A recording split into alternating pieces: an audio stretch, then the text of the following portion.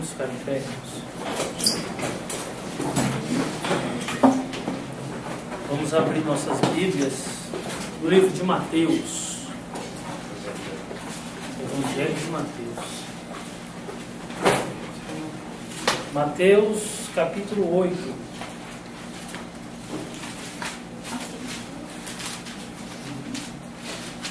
Capítulo 8, versículo 18. Mateus 8, 18 ao 22. Diz assim a palavra do Senhor. Vendo Jesus muita gente ao seu redor, ordenou que passassem para outro lado da margem. Então, aproximando-se dele um escriba, disse-lhe: Mestre, seguir-te-ei para onde quer que fores. Mas Jesus lhe respondeu: As raposas têm seus covis, as aves dos céus ninhos, mas o Filho do Homem não tem onde reclinar a cabeça. E outro dos discípulos lhe disse: Senhor, permite-me ir primeiro sepultar meu pai. Replicou-lhe Jesus: Segue-me e deixa aos mortos sepultar os teus mortos. Evangelho do Senhor. Graças a Deus. Fechemos nossos olhos. Pai, obrigado, Senhor, por tua graça e tua misericórdia. Obrigado, Senhor, por tua palavra, palavra qual é a base primaz das nossas vidas. Obrigado, Senhor, pela graça da qual o Senhor nos dá de podermos ouvir a tua voz. E agora pedimos em nome de Jesus que tua palavra, meu Deus, venha nos ensinar e a nos moldar e a nos mostrar o que tu queres, Senhor. Como que tu queres que nós vivamos. Não fala, Senhor, aquilo que o nosso coração tanto deseja, mas, Pai, dai-nos a graça de ouvirmos aquilo que o Senhor quer nos ensinar. Por Cristo Jesus assim pedimos, crendo no Senhor. Amém. Vamos sentar?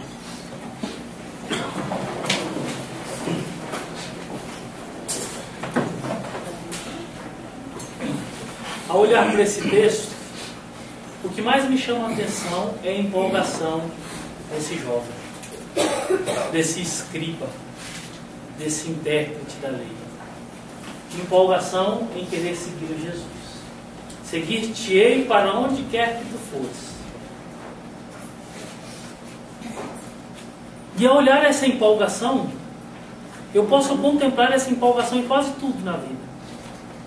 Pessoas que estão empolgadas em todos os âmbitos, em todas as áreas, em todos os meios acadêmicos, em tudo o que existe relevâncias. O exemplo nós podemos ver uma criança que quer ser jogador de futebol. Qual é a criança que não quer ser um jogador de futebol? Você vê que os olhos dela brilham. O coração dela chega a palpitar. Parece que ela está usando uma droga que dá arritmia cardíaca. As mãos dela estremecem. Aí você vai perguntar e perceber qual a empolgação dessa criança.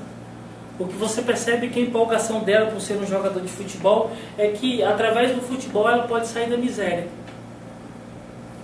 Através do futebol ela pode dar uma vida muito abastada para os seus familiares, para os seus pais. Através do futebol ela pode ficar muito rica. Através do futebol ela pode andar de Camaro amarelo. Através do futebol ela pode conseguir várias mulheres. Através do futebol ele pode conquistar tudo o que o dinheiro pode comprar. Aí você pergunta: puxa vida, por que essa criança quer ser um jogador de futebol? Porque a imagem que o jogador de futebol transmite é essa. Ele pode tudo, porque o dinheiro compra quase tudo. Mas o interessante é que ser jogador de futebol não basta apenas querer. Porque se fosse assim, qualquer um seria. Essa é a parte boa do negócio. Ter, possuir, esbanjar, tirar familiares do sufoco, ter boa vida, ser famoso, essa é a parte boa. Agora a parte difícil que ele vai encontrar é que ele tem que passar por várias peneiras. Que ele vai ter que passar fome. Que ele vai ter que ser injustiçado várias e várias vezes. Ele vai ter que ser rejeitado várias e várias vezes. Ele vai ter que conhecer o que é a dor da rejeição, a dor da fome, a dor de perceber várias e várias crianças que talvez são muito melhores do que ele, que estão pelejando com ele, e ele olha e sabe que aquela criança vai e ele não vai. Aí ele vai perceber que ser e estar onde ele quer tem um preço muito caro. Por isso que na sua maioria, 90% dessas crianças desistem. Porque maior do que aquela vida boa que ele pensava que teria, são as dificuldades do início da carreira. Olha para um homem. Quase todos os homens querem ser ricos. Por quê? Porque ter dinheiro é muito bom. Ter dinheiro você pode pisar em todo mundo. Você pode comprar tudo. Quando você tem dinheiro, você não precisa de ninguém. Você não precisa de nada. É você e sua conta bancária. Quando você tem dinheiro, o gerente do banco falta te beijar quando te vê na porta do banco. O dono do supermercado manda encher o seu carrinho e às vezes nem te cobra. As portas são todas abertas para quem é rico. Agora, para ser rico, para estar nessa condição de vida abastada, você tem que trabalhar. E essa é a parte dura da coisa. Porque se você olhar hoje no Brasil, de todos os ricos, se você tirar 1% dos que ficaram ricos trabalhando, é muito. Então a parte difícil de conquistar tudo isso é trabalho. Porque a maioria dos ricos do Brasil ficaram ricos e estão ricos porque foram desonestos, venderam até a mãe para o inferno. E para você ser rico, você tem que perder noites e noites de sono. Para você ser rico, você tem que estudar muito. Ou então você tem que trabalhar muito, você tem que vender muito, você tem que comprar muito, você tem que abrir mão de estar com seus filhos, você tem que abrir mão de estar com seus amigos, você tem que abrir mão de tudo que é prazeroso para você conquistar só uma coisa: riqueza. E muitas das pessoas não conseguem trabalhando. Aí alcançam um subterfúgio, ou então desistem de tentar ser ricos. Porque o que é mais fácil? O mais fácil é sonhar. O difícil é colocar os planos para conquistar aquilo que você sonha.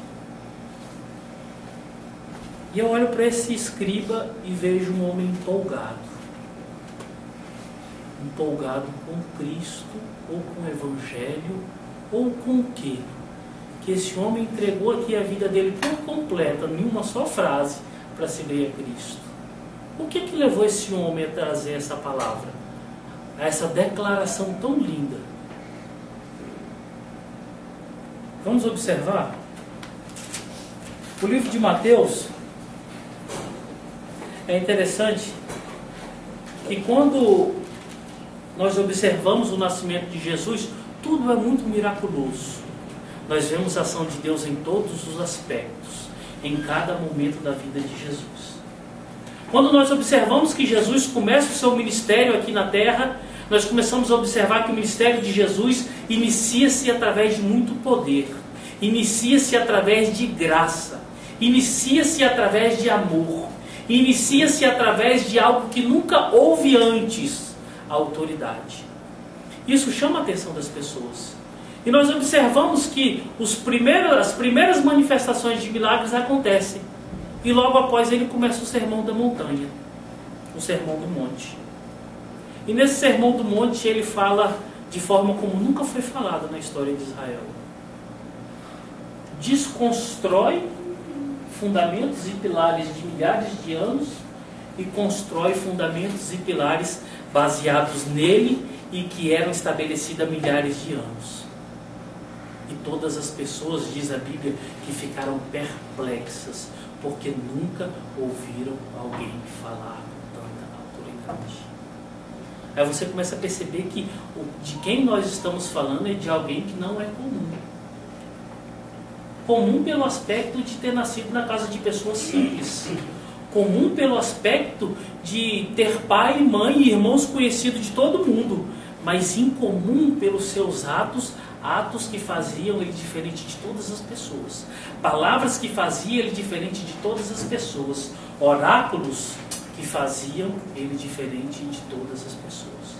Aí nós começamos a observar que termina o Sermão do Monte, lá no início do capítulo 8, um pouco antes, no verso 28 e 29, que diz que quando Jesus acabou de proferir estas palavras, estavam as multidões maravilhadas da sua doutrina, porque eles as ensinava como quem tem autoridade e não como os escribas. Estamos falando de alguém diferente, especial, cheio de autoridade e cheio de palavras diferentes, ousadas e poderosas.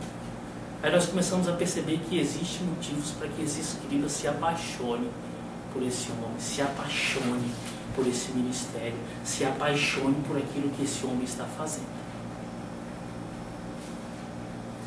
Seguindo o texto, nós vamos começar a perceber que no verso 1 do capítulo 8, diz o seguinte: ora, descendo ele do monte, grandes multidões o seguiam. Aí nós vamos perceber que até no fato das multidões, o autor vai usar o plural, grandes multidões. Era um número incalculáveis de pessoas que seguiam a Jesus. E naquela época isso era muito incomum, não acontecia. Uma pessoa conseguia atrair tantos olhares, tantos desejos, tantos religiosos, tantos incrédulos, tantas pessoas, simplesmente pelo falar, simplesmente pelo orar, simplesmente pelo tocar, simplesmente por ser o que é. Aí a gente começa a perceber por que esse cara estava se prendendo tanto a esse Jesus. Observe como Mateus está construindo essa história e dando motivos para que esse homem se apaixone realmente por esse ministério. E o primeiro milagre que Mateus faz questão de começar no capítulo 8 é a cura de um leproso. Para nós é difícil entendermos o que significa a cura de um leproso, porque nós não conhecemos leprosos. Nós não conhecemos o que é uma lepra. Para nós hoje é mais comum hanseníase, né? Mas é uma doença que está praticamente extinta, aplacada. Para nós não tem muita significância, ou seja, Mateus não está falando nada. O fato dele ter curado o leproso não significa nada.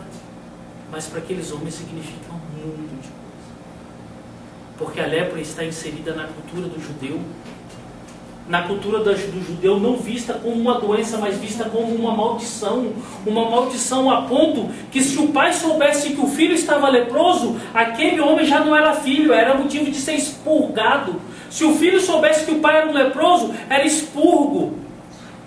A lepra não está inserida no contexto de doença, está inserida no contexto de maldição. E o leproso naquela época era maldito, era excluído, era expulso, era rejeitado. Era um homem que ia viver totalmente recluso da sociedade, recluso do amor, recluso de recurso, recluso de tudo. Um homem que poderia esperar somente a ação misericordiosa de Deus. Porque da sociedade que se dizia religiosa, uma sociedade que se dizia santa, uma sociedade que se dizia irmã e povo de Deus, só tratava com desprezo. A lepra era uma desgraça. Ela chegava aos poucos. Ela começava a causar manchas no corpo. E essas manchas começavam a se aflorar. E elas começavam a deixar a cor diferente da mancha do corpo, a ponto que ela se espalhava por todo o corpo. As partes da cabeça, ela começava nas suas extremidades criar bolhas, e aquilo começava a transmitir um odor tão grande, que ninguém conseguia ficar junto de um leproso. E, consequentemente, as primeiras coisas que começavam a acontecer, a queda de membros, sobrancelha, língua, dedos, um odor terrível. Mas pior do que tudo isso era a rejeição. E o único refúgio de um judeu naquela época de Cristo para a lepra era correr para o sacerdote. O sacerdote agir com preparatório o ato da purificação. E ele tinha que ficar ali semanas e semanas, dias e dias, passando pela purificação para ver se Deus teria misericórdia dele. E a gente começa a entender que a cura de um leproso não é algo tão simples. E o autor faz questão de colocar, porque provavelmente essa é a primeira manifestação da cura de um leproso na Bíblia. E a gente vê que esse leproso chega a Jesus, um homem excluído da sociedade, um homem excluído da sua família, um excluído de todos os lugares, rejeitado, um homem com certeza depressivo, digno de morte, digno de indignação, chega a Cristo e fala: Senhor, se tu quiseres, tu podes me purificar. E Jesus simplesmente, com uma palavra, um toque de mão, diz: quero, seja puro. E aquele homem ficou puro e limpo. Aí a gente começa a perceber por que esse escriba se apaixona dessa maneira pelo Evangelho, por esse Cristo, por essas atitudes. E daí em diante ele começa a tratar sobre as curas, sobre as multidões, sobre os exorcismos. E a gente chega aqui no verso 18, onde nós encontramos um escriba se entregando por completo à obra de Jesus. E observe as palavras dele, verso 18. Verso 19. Então, aproximando-se dele um escriba, disse-lhe: Mestre, seguir-te-ei para onde quer que tu fores. Essa frase se assemelha à frase que foi dita no Antigo Testamento, quando uma nora disse para sua sogra: irei para onde tu fores, morrerei ali, o teu Deus será o meu Deus, o teu povo será o meu povo, e dignes a Deus fazer o que quiser comigo, mas eu vou estar contigo aonde quer que tu fores. Ou seja, uma entrega completa. E quando esse homem percebe todas essas coisas, todas essas manifestações miraculosas de Jesus, ele percebe uma coisa, que ali provavelmente ou certamente está a manifestação do Messias esperado. Está a manifestação de tudo aquilo que eu creio como manifestação de Deus. Está tudo ali manifestado como as respostas que eu e o meu povo necessita para que eu possa seguir. Está ali a resposta que milhares e milhares de anos nós estamos esperando. Está ali a resposta de dezenas e dezenas e dezenas de profecias. Está ali a resposta que o povo hebreu necessita. Se esse homem é a resposta, eu vou seguir para onde quer que ele vá. Mas o interessante é que Jesus não precisou nem dizer não.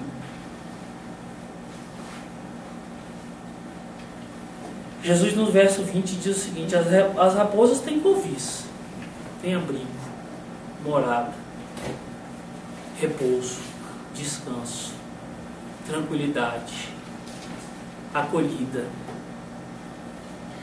As aves dos céus, ninhos, ou seja, descanso, repouso, tranquilidade, uma casa. Mas o Filho do Homem não tem nenhum travesseiro para reclinar a cabeça. Desmoronou-se a certeza de um homem que tinha encontrado a resposta do povo hebreu. Desmoronou-se a certeza do seu coração. Simplesmente por um fato. O fato que Jesus não tinha nenhum travesseiro para reclinar a cabeça. Simplesmente por uma coisa. Os milagres, as maravilhas, as palavras de poderes e autoridades são muito boas. Agora, o meio disso tudo é muito difícil. A vida que me conduz a poder estar junto com esse homem, sendo discípulo desse homem, é muito dura. E para eu seguir esse homem, eu tenho que viver como esse homem. Eu vou ter que não ter nem travesseiro para reclinar a cabeça. Não é tão simples ser discípulo de Jesus. Às vezes Jesus não precisa nem dizer não para a gente. Às vezes você não precisa nem falar: Senhor, eu quero te seguir. Ele vira para você e fala assim: não, meu filho, eu não te quero. Não precisa. Sabe por quê? Porque o nosso coração não é compatível com os desejos e os desígnios e os mandamentos de Deus. Porque o nosso coração sempre quer aquilo que é fácil. O nosso coração sempre quer aquilo que é louvável para nós. O nosso coração sempre quer aquilo que é fama. O nosso coração sempre quer aquilo que seja afabilidade. o nosso coração sempre vai desejar a tranquilidade da vida. E ser discípulo de Jesus não tem nada a ver com isso. Ser discípulo de Jesus não tem nada a ver com isso. É daí que nós percebemos muitas pessoas nos dias de hoje que estão chegando nas igrejas, estão chegando nos lugares, estão percebendo ações, estão percebendo curas, estão percebendo, ouvindo palavras maravilhosas, palavras cheias de autoridade, cheias de poder. Pessoas estão percebendo pessoas sendo curadas, e essas pessoas estão chegando nessas igrejas, chegando nesses lugares, chegando diante desses pastores, chegando diante desses homens, mas eles começam a perceber que tudo aquilo que está acontecendo não é o fim de todas as coisas, mas é o meio de tudo. Não é onde termina todas as coisas, é onde nem começa, é onde ainda vai começar. Porque para estar inserido no Evangelho, não é e não significa que nós vamos usufruir e vamos desfrutar de todas as benesses de Deus nessa vida. Estar dentro da igreja não significa que eu vou comer o melhor da terra. Estar com a cruz no meu pescoço não significa que eu vou ser cheio de graça de Deus para poder andar, para poder conquistar, para poder ser, para poder viver, para poder estar com a cabeça lá no mundo da lua. E as pessoas estão chegando à igreja do nosso Senhor pensando assim. As pessoas estão chegando diante de Cristo, crentes que vão receber os milagres da vida. As pessoas estão contemplando só os benefícios materiais que alguns estão dizendo que estão recebendo. Um se levanta em determinada igreja e levanta a chave da prosperidade, ou chave de um carro. O outro pega uma chave da casa nova. O outro está pegando a chave do apartamento. O outro está levantando uma certidão de casamento que conquistou uma esposa, que ganhou uma esposa. O outro está levando um atestado de cura. O outro está levando determinadas e dezenas e centenas de benesses de Deus que ele recebeu. E muitas das pessoas que estão sentadas como vocês estão olhando para aquilo tudo e estão pensando: meu Deus, esse é o local, essa é a vida que eu queria, isso é a resposta dos meus desejos, essa é o grande número da loteria que eu não sabia, é só eu estar aqui.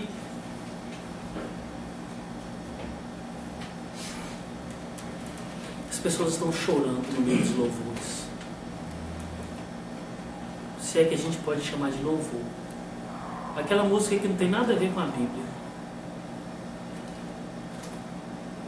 Ou a maioria das vezes tem muita música bíblica, tem muita gente chorando, quebrantada.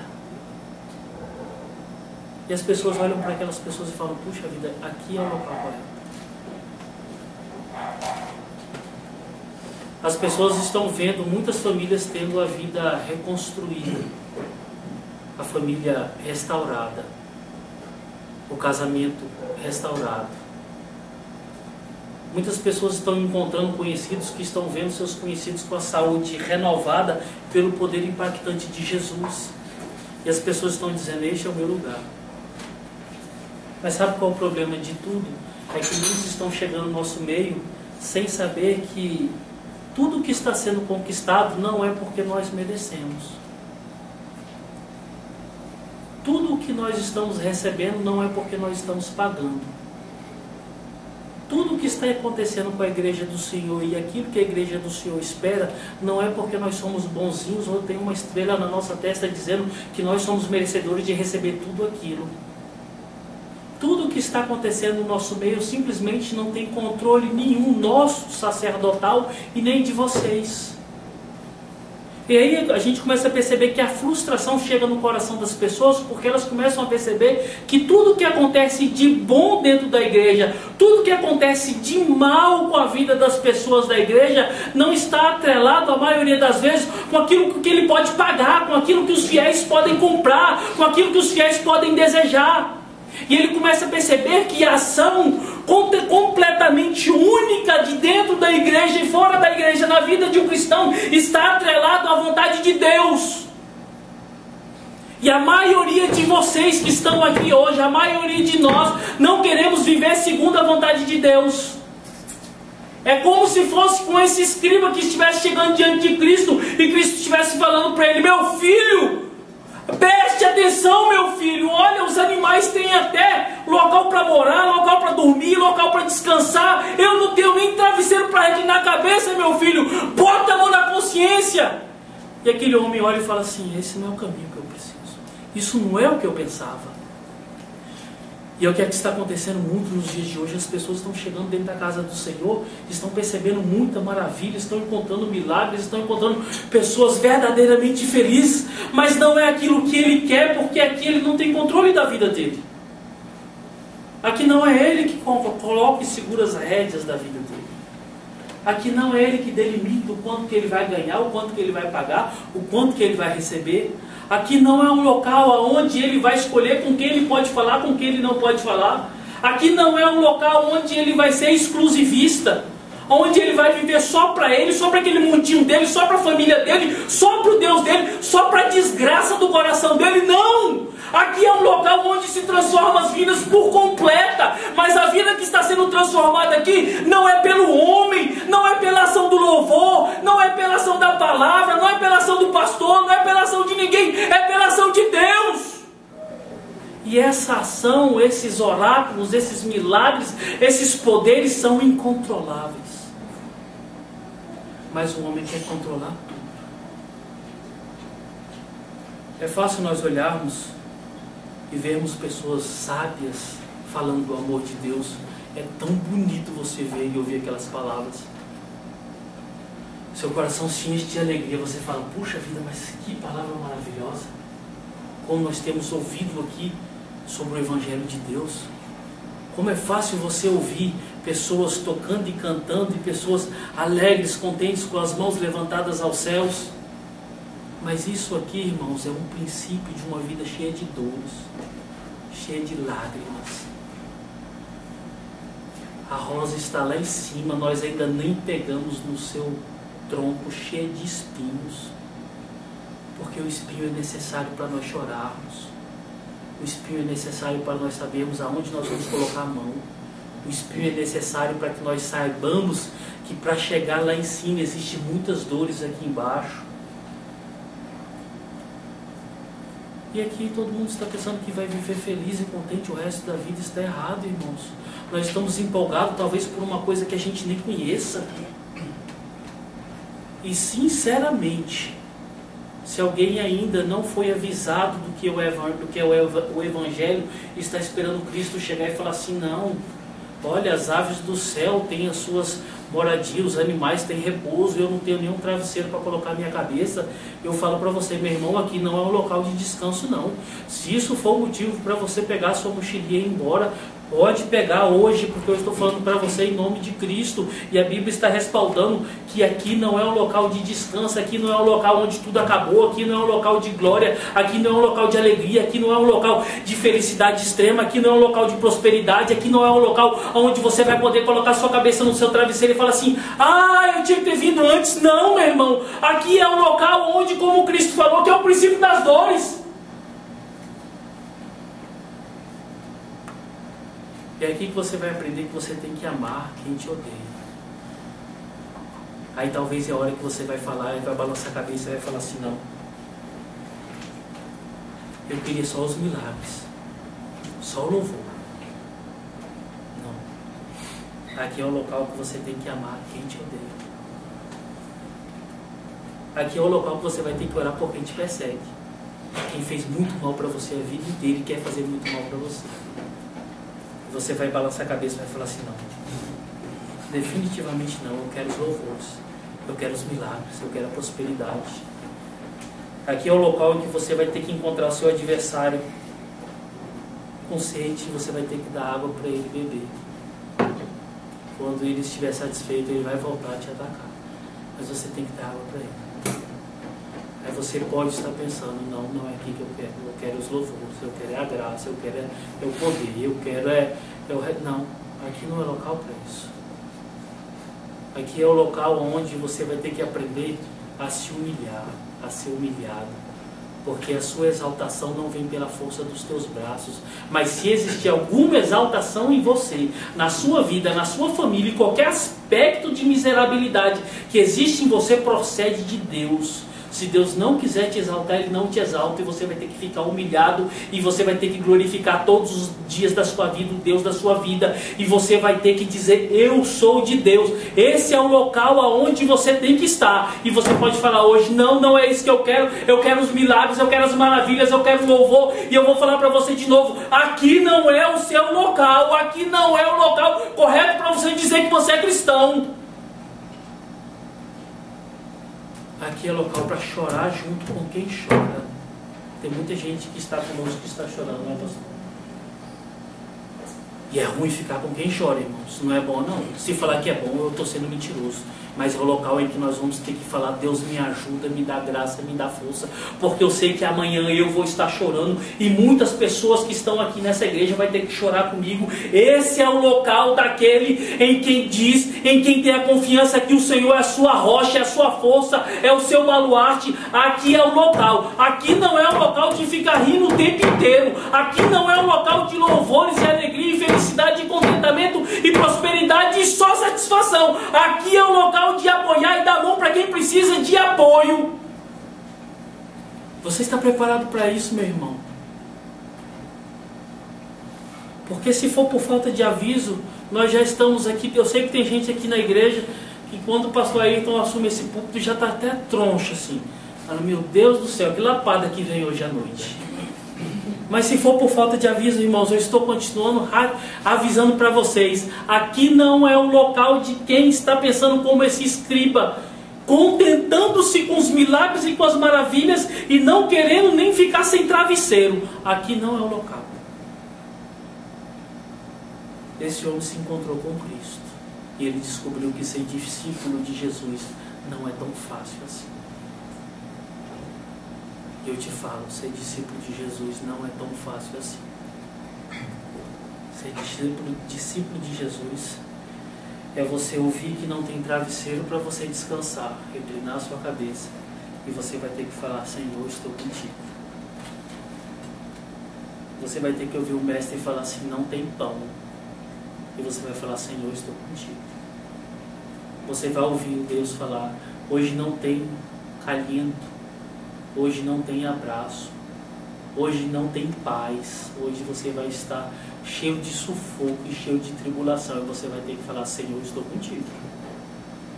Aqui é o local onde você vai ouvir Deus falar: olha, agora o deserto é maior, o deserto não é menor. E você vai falar: Senhor, eu estou contigo. É onde você vai ouvir falar várias vezes: dê um abraço naquela pessoa que te fez tanto mal. Esqueça aquilo que ele fez de tão ruim para você. E você vai falar: Senhor, estou contigo. Porque, irmãos, se for depender de sermos semelhantes a esse escriba, nós temos muitos motivos para irmos embora, tem tempo.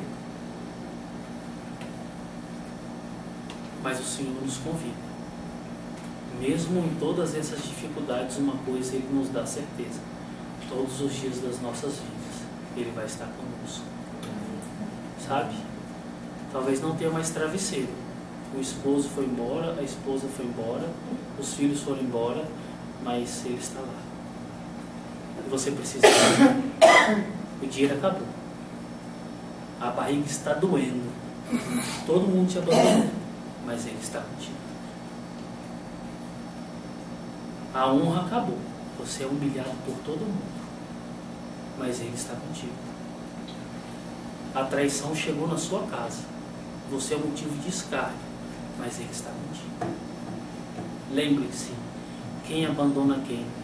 Vocês que abandonam o Mestre. O Mestre nunca abandona vocês.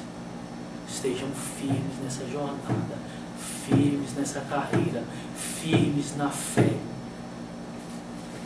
Porque a nossa hora está chegando. Nós não somos daqui. Nós só estamos aqui. Nós somos do Senhor. E que o Senhor dê força, dê graça, para que vocês passem tanto pelas dificuldades como pela abundância no Senhor. Às vezes Ele vai chegar para você e vai falar: não tem travesseiro. Mas lembre-se, eu estou contigo sem travesseiro, Senhor. Não importa. A minha empolgação não é o que tu produzes, mas é quem tu és. O problema é que a igreja hoje apresenta um Cristo que produz o mundo inteiro. E quando o Cristo não produz o mundo inteiro para uma pessoa, ela se frustra. E a igreja apresenta um Cristo que é, independente de qualquer coisa. E é Ele que nós queremos. Ele pode nunca fazer nada por nós, no aspecto humano, no aspecto de ajuda material, no aspecto de cura. Mas existe um milagre que só Ele fez e só Ele faz, que é te dar a vida eterna. Vamos seguir esse Cristo todos os dias, com toda a força. Em nome de Jesus. Vamos fechar os nossos olhos. Senhor, faz com que os nossos corações, Senhor, te queiram, Pai. Não pela graça poderosa dos teus milagres. Faz com que os nossos corações te queiram, Senhor, simplesmente porque o Senhor é o Deus das nossas vidas. Como foi a instrução no Antigo Testamento para que o povo se prendesse completamente só no Senhor, que seja assim nas nossas vidas, que o Senhor seja tudo para nós. Muitos de nós, Senhor, não temos o Senhor como tudo. Temos o Senhor como complemento de alguma coisa. Mas que essa maldita sensação, esse maldito pensamento, essa maldita certeza caia por terra, porque o Senhor não é complemento de nada. O Senhor é tudo, meu Pai.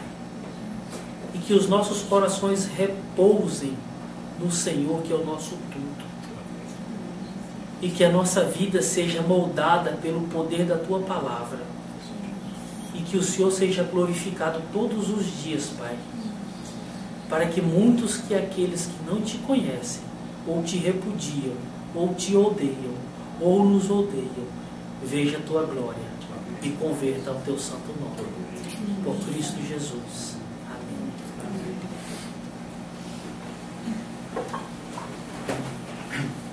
Irmãos, esse é o momento